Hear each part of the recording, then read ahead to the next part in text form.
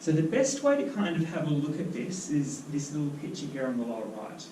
Can you see how there's two triangles on either side? Yes? So when we look at body anatomy positioning, anything we kind of call on the outside of the body, on the sides I should say, is the distal. Yes? Okay? Anything in my middle is usually referred to as the medial.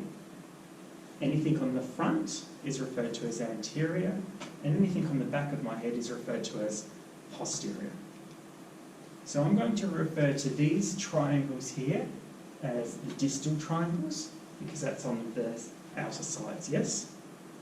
And then at the front here, I'm just going to refer to this as the anterior section of the face.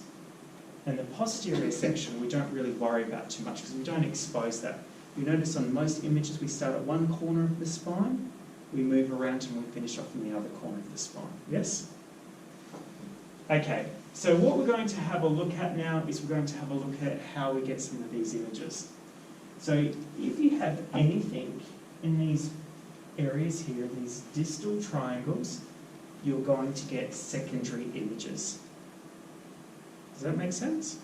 So if you look at those distal triangles there, you're going to get a secondary image. If you look at anything around to the front, you tend to get what we call double primary images. That means you get two of the same thing. I'll just say that again. Anything you get on these distal triangles, you're going to get a secondary image. Anything you get on the front of the image, you're going to get what we call a double primary image. That means two of the same thing. So I'm going to go back to that X-ray for a minute. What can you see here?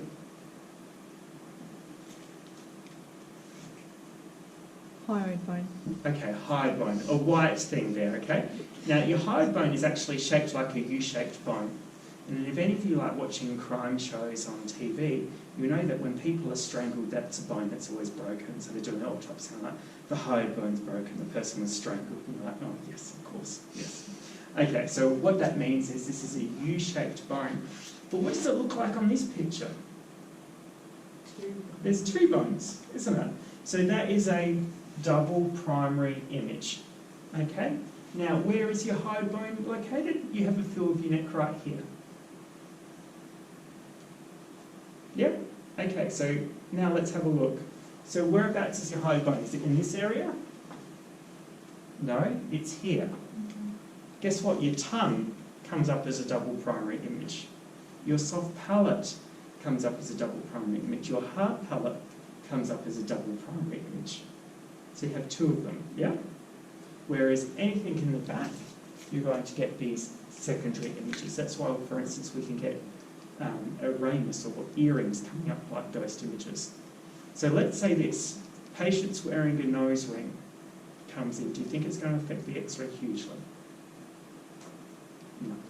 Okay, but if they're wearing big earrings, that will.